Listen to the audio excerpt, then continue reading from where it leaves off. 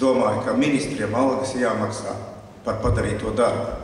Un ministru prezidentam ir jānodefinē, precīzi jāpasaka. Tātad mums ir ekonomikas ministrs, kas mums šodien ir? Kas mums šodien ir? Nulle, nē, kā viņš saucās? Kampars. Kampars. Nu, kāds nulle? Mums ir ekonomikas ministrs Kampars, mums ir 208 bezdarbnieki katru dienu.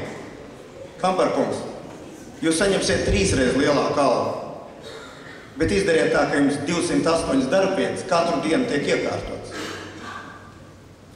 Vai Latvijas bankas prezidents? Viņa alga, es negribu saukt par konkrēti, pāri bija pa 10 un vairāk tūkstošiem. Viņam viens uzdevums likumā ierakstīts, ir viens uzdevums, viens.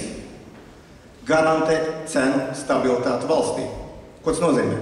Tas nozīmē, ka inflācija nedrīkstēja nevienā brīdī tik pieļaut no Latvijas bankas puses lielāk par 3%.